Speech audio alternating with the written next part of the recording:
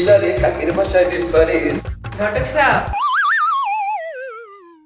যে কি গতকালি করবার আইছেন? যে যে যে মাইয়া দেখছেন? কি যে বলেন, মাইয়ে দেখার কি আছে?